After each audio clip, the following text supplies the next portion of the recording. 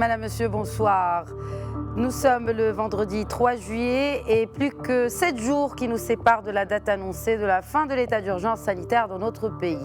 Mais déjà, vous l'avez remarqué, la quasi-totalité des activités ont repris, bien qu'à des rythmes disparates. Celles très attendues par des centaines de milliers de citoyens, le transport routier des voyageurs, attendent impatiemment le retour au taux de remplissage normal. C'est précisément de cela qu'il s'agit dans la première partie de notre émission. Le directeur des transports terrestres et de la logistique au ministère répondra à nos questions, notamment sur ces discordes avec les représentants des professionnels. Nous ferons également le point avec Nordine Dib sur le plan de relance pour cette filière. Et puis un sujet macro en deuxième partie, entre chute des cours des matières premières, effondrement des transferts d'argent et secteurs clés à l'arrêt. Les conséquences de la pandémie vont être considérables pour l'Afrique, mais pour nombre d'observateurs, le continent devrait profiter de cette crise pour asseoir une croissance inclusive. Analyse de Nabil Jedlan, professeur universitaire et chef du département management à l'ENCG de Tanger. Merci de rester avec nous.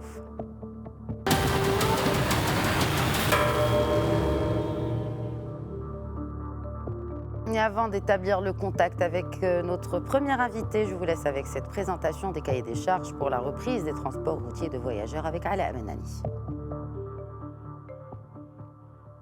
2 cahiers des charges pour un redémarrage sûr et maîtrisé du transport routier.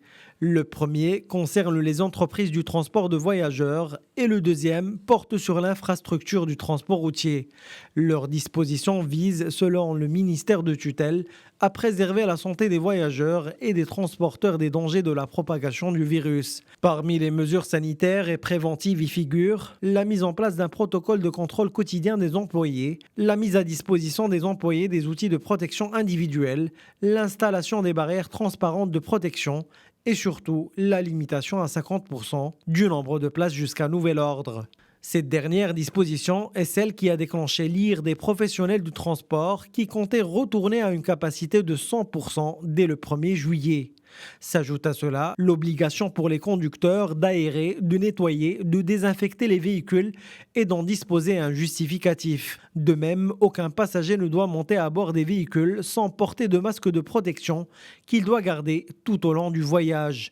Pour les associations et syndicats représentant le secteur du transport, toutes ces conditions sont irréalisables et ne permettent pas de rattraper le manque à gagner causé par le coronavirus.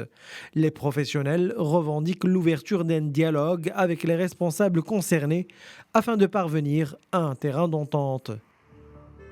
Et depuis Rabat par Skype, Nordine Dib, directeur des transports terrestres et de la logistique au ministère du Transport. Bonsoir Nordine Dib. Bonsoir Lala Khadija. Tout d'abord, pourquoi les professionnels rejette-t-il le cahier des charges concernant les mesures préventives émises par la tutelle, alors que le ministre Amara a assuré mardi via les réseaux sociaux avoir consulté toutes les représentations des professionnels du transport avant et pendant justement la rédaction de ces cahiers des charges? Alors, juste peut-être pour un petit peu situer le secteur du transport de voyageurs, avant de répondre à votre question, si vous Bien permettez. Donc, on est en train de parler de à peu près 1500 entreprises de transport de voyageurs, qui a une flotte à peu près de 1500 autocars, et on a quelque chose comme 70 gares routières de voyageurs. La plupart de ces entreprises, à peu près 86%, ils disposent de moins de 2 véhicules. Et généralement, sont des entreprises en nom de personnes physiques. La moitié de ces entreprises, en fait, sont des exploitants et non pas propriétaires d'agréments. Bon, maintenant, pour répondre à votre question, en fait, avant la reprise de l'activité économique, le ministère, il a anticipé, il a préparé 2 cahiers de charges parce qu'il sait que le transport, en général, pas seulement le transport routier, l'aérien également, le maritime, voilà, sont en fait de grands accélérateurs, si vous voulez, de pandémie. Hein? D'ailleurs, le premier cas était en Chine et en n'a rien de temps, on s'est retrouvé avec le virus partout dans le monde. Et la cause, bien sûr, c'est les moyens de transport. Et donc, c'est pour cela qu'il était nécessaire d'être vigilant à la reprise de l'activité économique, de mettre un certain nombre de mesures préventives pour justement éviter la propagation de la pandémie. Bon, maintenant, pourquoi ils ne sont pas d'accord? Je pense que c'est beaucoup plus une incompréhension de la part des professionnels, parce que les gens qui ont compris, en fait, ils ont repris. Jusqu'à présent, il y a plus de 70 entreprises qui ont repris. Mais qui ont compris quoi exactement? Quel est l'objet ou la source de cette incompréhension selon vous? D'accord, oui, je vais vous dire. Comme vous l'avez dit dans le reportage, les mesures qu'on a édictées, en fait, ils n'ont rien d'extraordinaire. C'est des mesures qui étaient recommandées d'ailleurs par la CGM, qui étaient recommandées par le ministère de la Santé, et on n'a fait que transcrire ces recommandations, ni plus ni moins. Bon, bien sûr, le transport routier par autocar, il a ses spécificités, on a essayé de les intégrer. On aurait pu éviter tout cela et faire comme d'autres pays. Ils ont décrété des textes réglementaires, des décrets pour justement gérer ce protocole sanitaire. Mais comme nous, on n'allait pas introduire, si vous voulez, des éléments qui allaient perturber l'équilibre du marché, puisque tous les moyens de transport, ils ont repris avec les mêmes conditions. Donc, on n'a pas jugé nécessaire, si vous voulez, d'émettre un décret là-dessus. Bon, maintenant, ce qui dérange peut-être un petit peu les transporteurs voyageurs, c'est qu'ils n'ont pas l'habitude de travailler avec les cahiers de charges, alors que tous les autres branches de transport routier, que ce soit le transport touristique, que ce soit le transport dans le milieu rural, que ce soit le transport scolaire, que ce soit tous les autres branches, en fait, ils travaillent avec des cahiers de charges. Bon, maintenant, eux, ils restent attachés un petit peu au texte de 1963 et ils ne veulent que ce texte-là. Or, le transport public, c'est un service public et donc, il doit être, si vous voulez, géré non pas par un protocole, mais plutôt par minimum un cahier de charges. Et donc, c'est ça qui a un petit peu fait que les professionnels, ils ont des craintes par rapport à ça. Sinon, par rapport aux conditions d'hygiène et de distanciation qu'on a mises dans les cahiers de charges, que ce soit pour les professionnels de transport, que ce soit pour les gestionnaires des gares routières, en fait, il n'y a rien d'extraordinaire. C'est quoi? Ils sont de deux types. Il y a des mesures par rapport au renforcement de l'hygiène. Donc, on a demandé aux gens qui gèrent les gares routières de renforcer la fréquence de nettoyage, d'augmenter les équipements de collecte des déchets et leur destruction. On leur a demandé de revoir un petit peu l'exploitation, si vous voulez, des flux. C'est séparer les flux entrants, les flux sortants. Surveiller un petit peu la densité de la population à l'intérieur de la gare routière.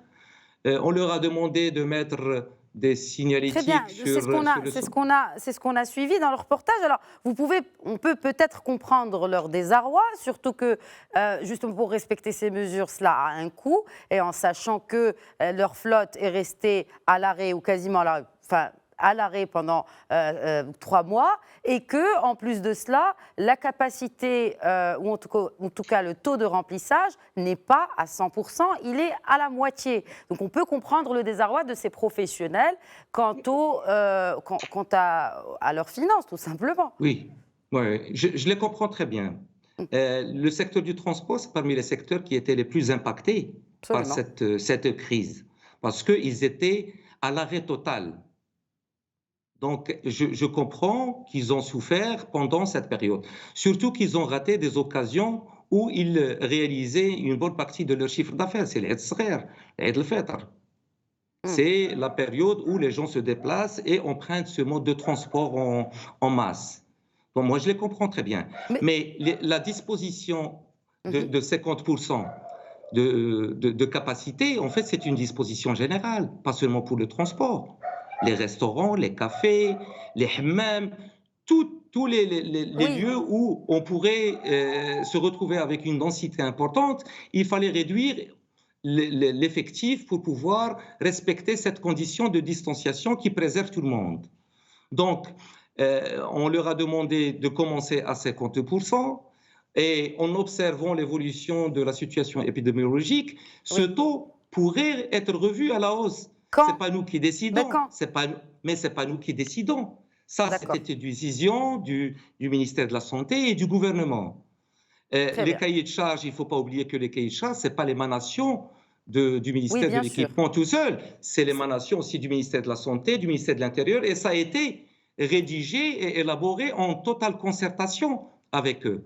Très En bien. plus de ça, on s'est appuyé sur un certain nombre de professionnels, sur les recommandations de la CGM, pour pouvoir justement élaborer ces recommandations. Et on n'est pas sorti des recommandations qui Oui. ont été Alors, prodiguées par ces très bien. organismes-là. Vous avez cité, vous avez affirmé comprendre justement ces doléances. Alors, est-ce que le ministère, est-ce que la tutelle a prévu un accompagnement, notamment sur le volet de la logistique, en matière d'équipement en masque, par exemple, ou en désinfectant, à bord des autocars, des bus, des véhicules? Non, mais écoutez, madame, si l'on va faire ça pour le secteur du transport, il faut faire pour tous les secteurs, hein.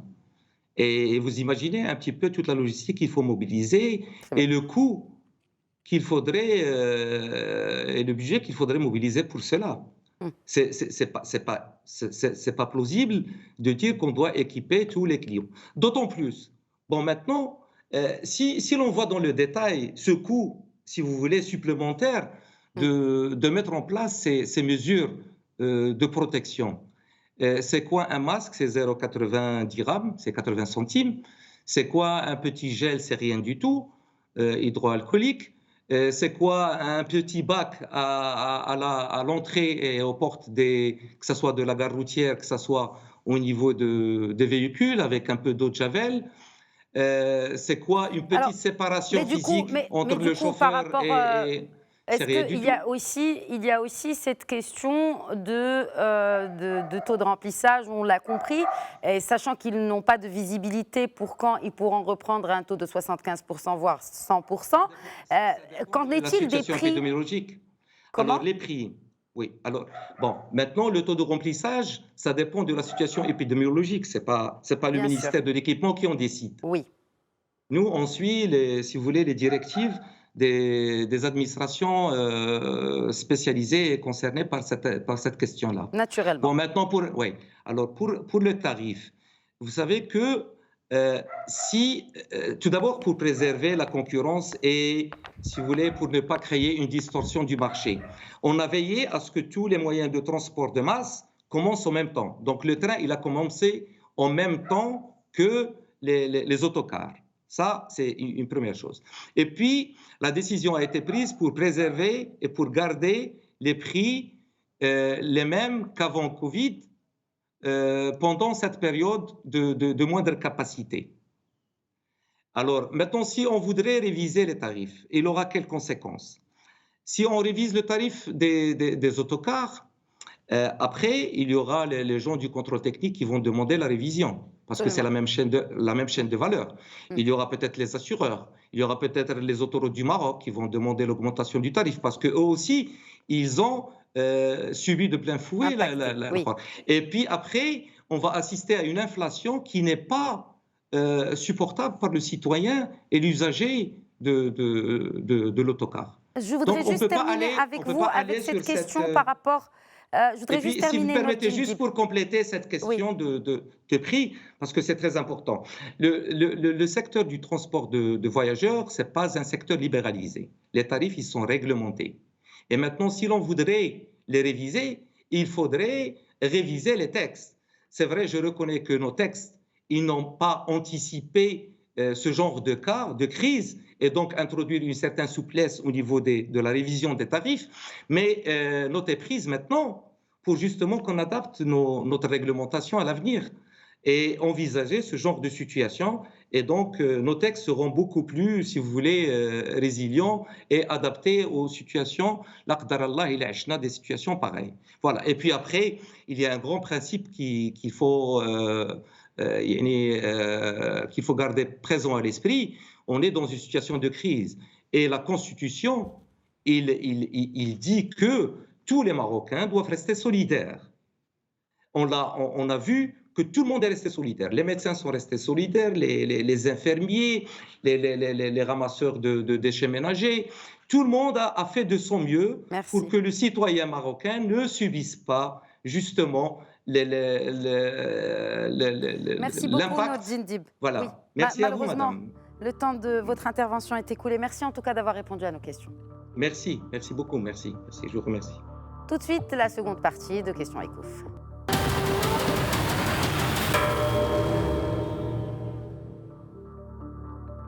Et comme je vous l'annonçais en introduction, ce sera un sujet plutôt macro. Alors les économies africaines ont réagi de manière différente à la crise liée au coronavirus. Comment? Ala Benani nous en dit plus.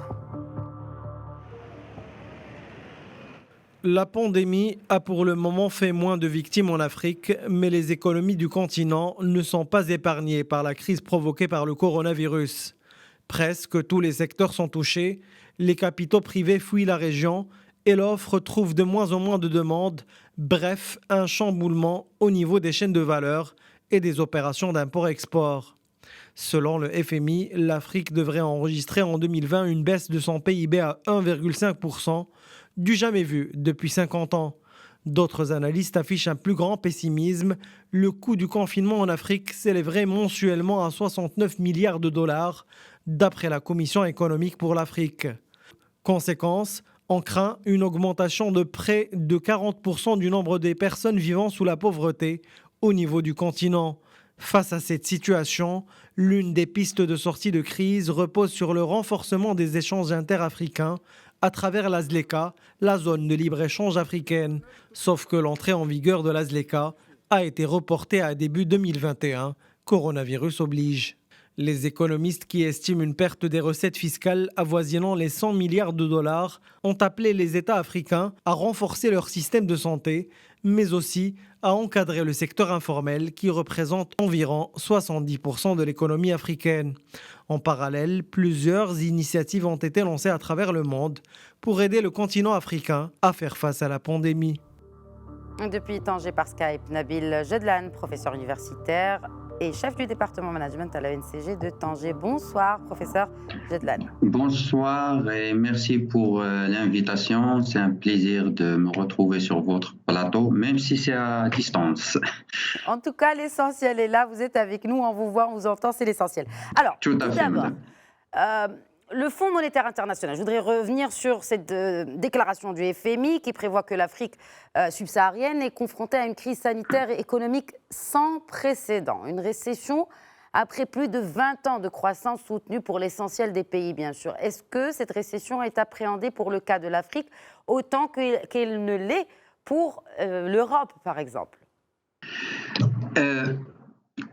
Nous sommes en crise, tous les pays, toutes les régions seront touchées, sont déjà touchées, mais il faut dire que l'Afrique, que ce soit sur le plan sanitaire ou sur le plan économique, est moins touchée que les autres. Les prévisions, les anticipations ont été beaucoup plus pessimistes pour l'Afrique que ce qu'il était pour les autres, alors qu'en réalité, sur le plan sanitaire, en tout cas humain, l'Afrique réalise des exploits par rapport à ce qui se passe ailleurs, quoi. Si vous voulez, on peut donner des statistiques. Sur les presque 11 millions, au jour d'aujourd'hui, on a 10,9 millions de cas au niveau mondial. Seulement 414 011 cas en Afrique. Sur les 521 298 morts, nous avons en Afrique seulement, et malheureusement, 10 260. Donc voilà, les chiffres sont là. C'est une crise, c'est une pandémie, c'est malheureux. Mais pour l'Afrique, il y a quand même une lueur d'espoir. Il a pu démontrer un nouveau visage du continent africain, des pays africains, mais pas l'épidémie. Quand même, l'impact de la pandémie reste très hétérogène d'une région à l'autre. L'Europe est très impactée, gravement impactée. L'Amérique latine, l'Asie, comparativement à l'Afrique. Très bien. Je peux rajouter quelque chose par rapport à l'économie.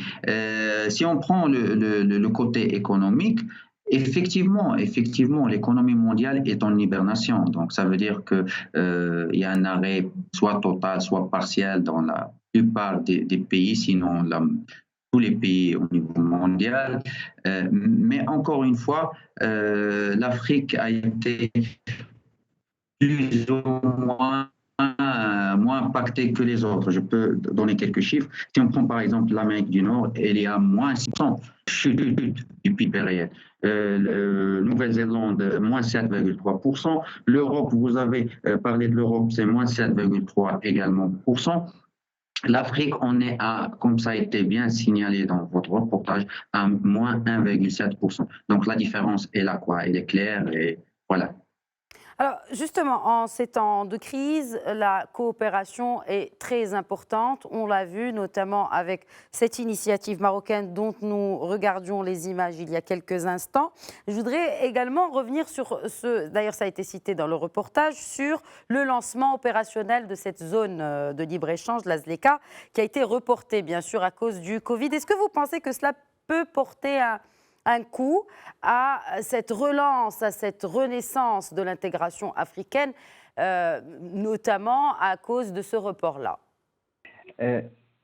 Bien sûr, à court terme, certainement, il y aura un impact négatif, puisque ça a été effectivement signalé qu'au niveau africain, on a dû reporter le lancement de ce grand projet, ambitieux projet, qui est la zone de libre-échange continentale d'Afrique, ZLECA, ou parfois on le nomme ZLECA.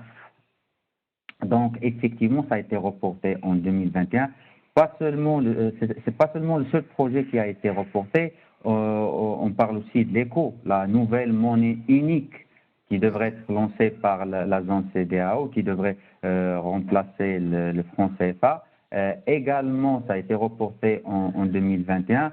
Il y a aussi l'initiative 2050 de la CEDEAO, parce que l'initiative 2020 arrive à terme, mais normalement on devrait préparer une autre et lancer l'année prochaine. Alors toutes ces initiatives ont été reportées à l'année prochaine. Voilà, ça c'est le coût, disons, à court terme. Mais comme vous l'avez très bien signalé, je crois qu'à moyen et long terme, l'impact serait positif. Pourquoi ? Parce qu'à travers cette solidarité intra-régionale, intra-africaine, cette solidarité a fait comprendre aux différents pays africains qu'on n'a pas d'autre choix que de renforcer l'intégration au niveau africain. Et je rappelle que l'Afrique est un continent très vaste, c'est un continent très jeune. On anticipe qu'en 2050, on va arriver à 2,5 milliards d'habitants pour une majorité de jeunes. Et donc, ça veut dire que c'est un marché très vaste. Et donc, tout ça fait que l'intégration africaine ne pourrait que remédier à ce problème de croissance qui reste quand même exclusive, qui n'est pas inclusive au niveau africain, qui est une croissance jusqu'à présent de mauvaise qualité. Et je crois que si on arrive à renforcer cette intégration africaine et qui va être normalement renforcée comme conséquence de cette pandémie, je crois qu'on va pouvoir réduire le taux de chômage, le taux de pauvreté. Oui, mais est-ce qu'on pourra réduire le quota de l'informel? Il faut rappeler que 7 emplois sur 10 sur le continent relèvent d'une activité informelle. C'est un peu le talon d'Achille, que ce soit pour le Maroc d'ailleurs aussi, ou de manière plus globale pour l'Afrique. Comment justement profiter de cette crise et la rendre en opportunité, comme on dit, il y a toujours une opportunité derrière une crise, pour justement éradiquer, ou en tout cas ne serait-ce que baisser l'effet de cette gangrène qu'est l'informel? Écoutez, madame, je ne peux qu'être d'accord avec vous. Effectivement, le principal point noir de l'Afrique, c'est l'économie informelle.